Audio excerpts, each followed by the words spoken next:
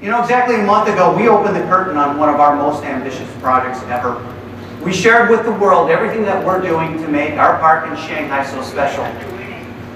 Now, many of you have heard about how we're taking the very best that Disney has to offer and tailoring it specifically to our Chinese guests. And here to share a behind-the-scenes glimpse is Walt Disney Imagineering's lead creative executive on the project, all the way from Shanghai, and lending credence to the idea that it helps to have the name Bob if you want to get a job at Walt Disney Company, Bob Weis.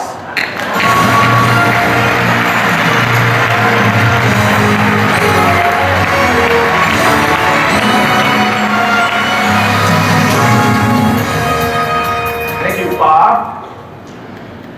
And ni hao, D23. Do you have your passports updated? Good. You know, it's so great to be here, and you know, Disney's connection with China goes all the way back to 1938, when the first full-length animated feature, Snow White and the Seven Dwarfs, was distributed in Shanghai. It was a huge hit, and to celebrate the release of the film, some of the theaters even screened shorts of Mickey Mouse and Donald Duck. From that day on, the people of China have grown to love these Disney characters. Now we're going to share with them something that everyone in this room understands, loves, the magic, wonder, and delight of a Disneyland park. I grew up with Disneyland in Southern California. That's me, right next to Mickey. So imagine being that kid, and then years later being assigned to lead a team of Imagineers to bring the first Disneyland resort to China. That's where I am. So I'm thrilled to be part of this project and to be working in a collaborative team that combines Walt Disney Imagineers, cast members, Imagineers from all over the world, and our new cast of Chinese Imagineers. We're combining traditional Disney techniques of storytelling, and we're also reinventing so many of the attractions. The result is a stunning, state-of-the-art park and a resort, as Bob Iger has coined, that is authentically Disney and distinctly Chinese. The park will have 6 themed lands, some familiar, such as Fantasyland and Tomorrowland, and some new just for Shanghai, such as Adventure Isle and Gardens of Imagination. And for the first time ever, a completely Pirates-themed land called Treasure Cove. Many of you have probably already seen our pavilion and had a chance to get a detailed look at Shanghai Disneyland Resort. I hope you have, and if you haven't yet, please come by and check it out. This afternoon, I thought I'd tell you a little bit some of the stories behind the design that our team has been pursuing as we develop this new park in Shanghai. First of all, when you step into the park, you won't step into Main Street. You'll step into a very similar place, but what we call Mickey Avenue. Along the street, you'll be greeted by Mickey Mouse, Donald Duck, and the other familiar faces that generations of Chinese people have known and loved since they made their first debut in Shanghai with Snow White so many years ago. Each store features Disney characters as the proprietors, so you'll see how their personalities influence the design and all the decor. And although the area has a very whimsical feel, the buildings are rooted in rich Disney architectural styles and filled with fantastic character detail. Mickey Avenue connects you out to the Gardens of Imagination, which is Shanghai's hub. It's filled with lush garden spaces, a beautiful castle stage, and our longest Disney parade route around the world. Nearby, the Wandering Moon Tea House highlights a new original story inspired by China's wandering poets. These dining rooms feature China's rich and very diverse landscape of mountains, oceans, forests, rivers, and deserts, and the design was highly influenced by research trips that our team took going to all these beautiful regions of China. As you know, one of our most beloved attractions is Pirates of the Caribbean. So it's amazing for us to be able to reimagine that story in a whole new way for Shanghai. The Imagineers researched 18th century Caribbean to create Pirates-themed Treasure Cove and its anchor attraction, Pirates of the Caribbean, Battle for the Sunken Treasure. Many details are based on this research, and they create a setting that is very authentic to the time period.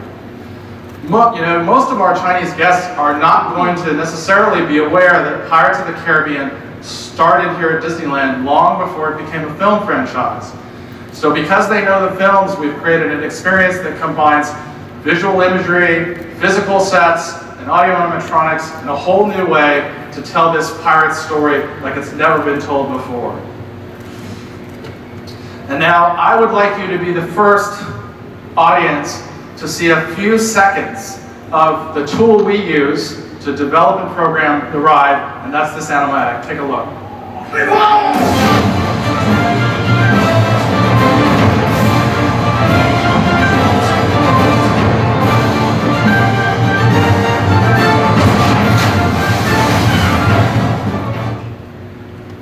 What do you think?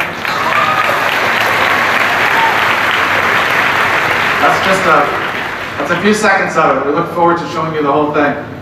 As you know, Tomorrowland envisions a world of unlimited possibilities, and the centerpiece of this land in Shanghai is the Tron Lightcycle Power Run.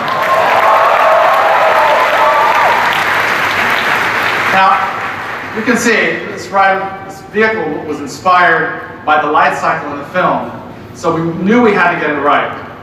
Designing that is a very complex task. We wanted to simulate what it would really be like to ride the light cycle. We're really sitting on an individual motorcycle type seat rather than in a larger car.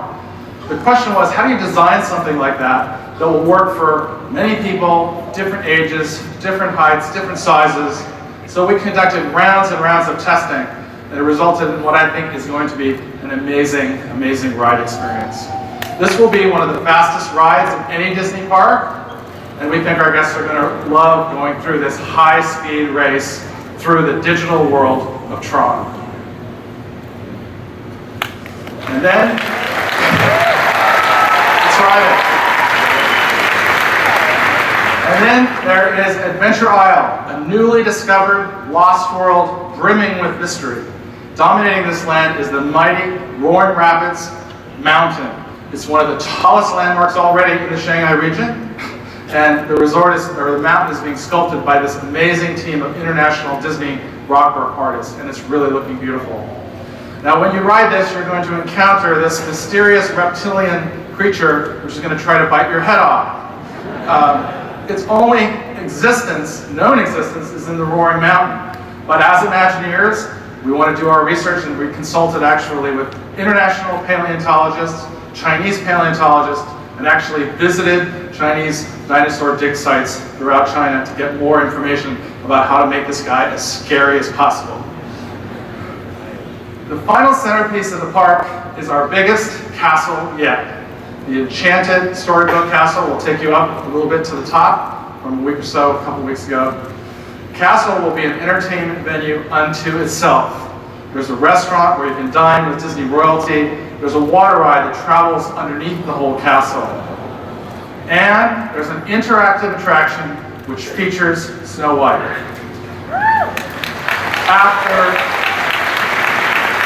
After all these years, Snow White is coming back to China, and she's going to be as original and innovative as she was in 1938. So that's just a quick glimpse of the Shanghai Disney Resort. And I have to say that in my many years of designing and building Disney attractions for Disney parks, that being part of the Shanghai team has to be one of the greatest rides that we've all been on. It's amazing.